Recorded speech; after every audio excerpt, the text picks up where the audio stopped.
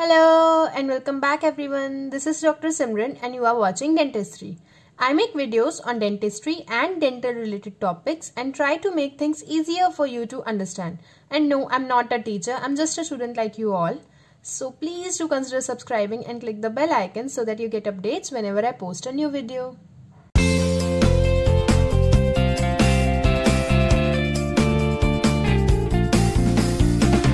There are many classifications for partially edentulous arches, but the most popular among them is the Kennedy's classification given by Dr. Edward Kennedy and is indeed the most asked question throughout the final year and also in the third year.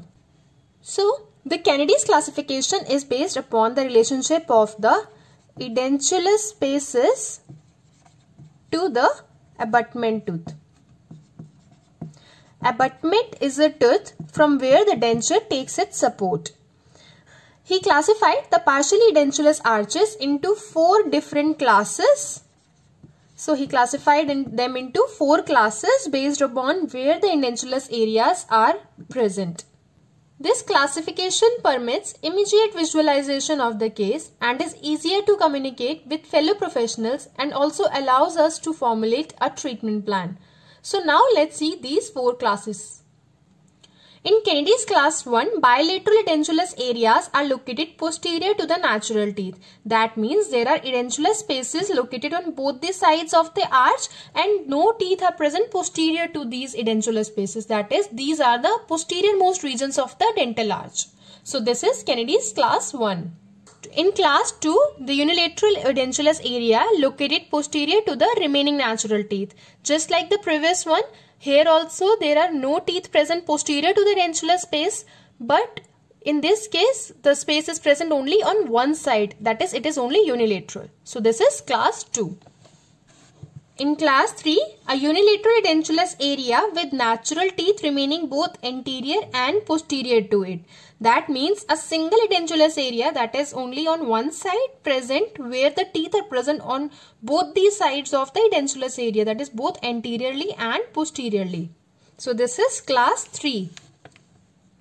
In class 4, a single but bilateral crossing the midline edentulous area located anterior to the remaining natural teeth. That is, it is a single edentulous area, but because it crosses the midline, if this is the midline, it crosses the midline, therefore it is bilateral and is anterior to the remaining natural teeth.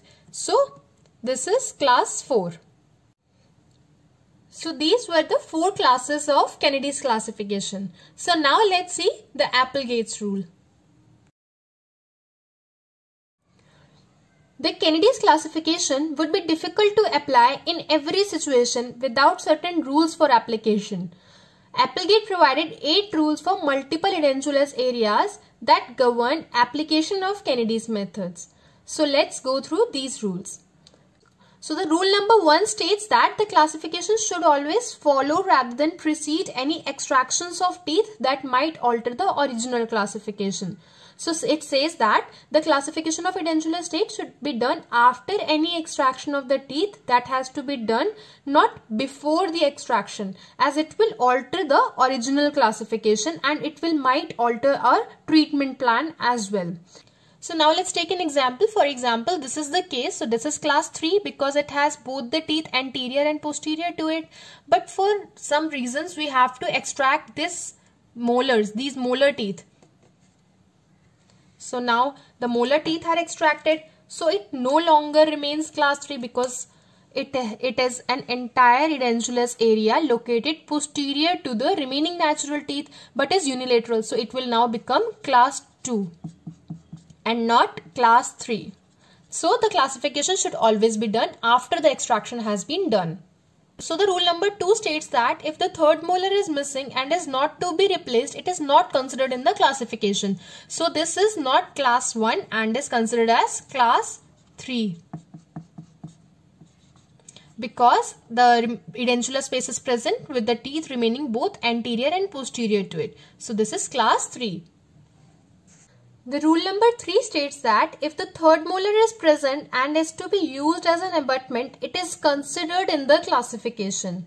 So if in this case we are now using this third molar as an abutment, so it will be included in the classification.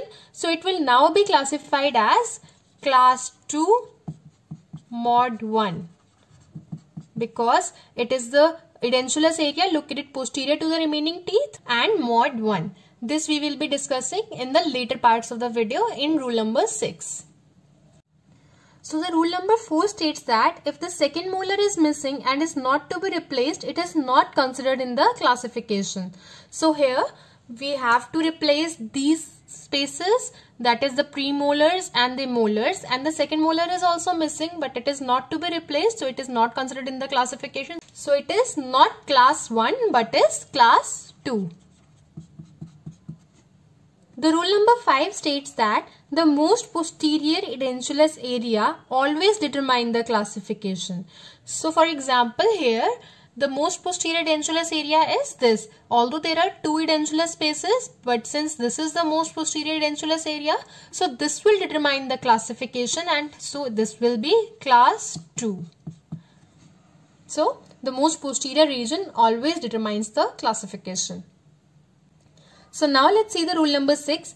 This rule explains the modification system. It states that the edentulous area other than those which determine the classification are referred to as modification spaces and are designated by their numbers. So let's take the previous example only. So here were 2 edentulous spaces and we know that the most posterior region determines the classification. So this was class 2. But the additional space will now be called as modification space and is designated by their number. Since there is one additional space, so it will be class 2 mod 1, that is modification space 1. The rule number 7 states that the extent of modification is not considered and only the number of additional edentulous spaces are considered.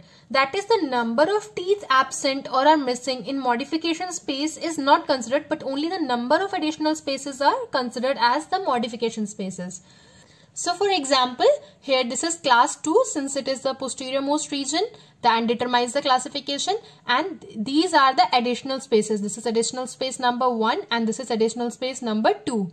So these will be considered as the modification space 2. So this will be modification 2. The number of missing teeth in these areas are not considered, as these entire area is considered as a single area. So the number of teeth absent are irrelevant and only the additional spaces are considered. So there are 2 spaces. So this is class 2 modification 2.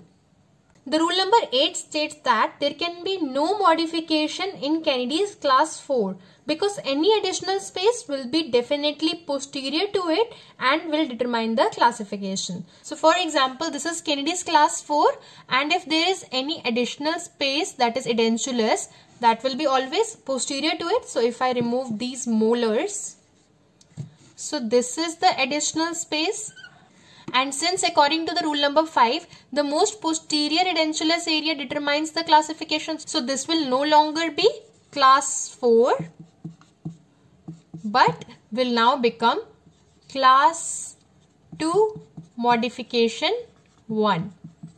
This is now considered as the modification. So basically Kennedy's class 4 can never have a modification area. So that is all about the Kennedy's classification and the Applegate's rule. I hope you like this video, and if you do, please show some love by giving it a big thumbs up and also share it with your friends to make their life easier as well, and do not forget to subscribe to the channel for more such videos. Also, if you have any queries or any questions, you can comment down below or you can contact me on my Instagram handle, the link for which is there in the description. So see you until next time. Thank you.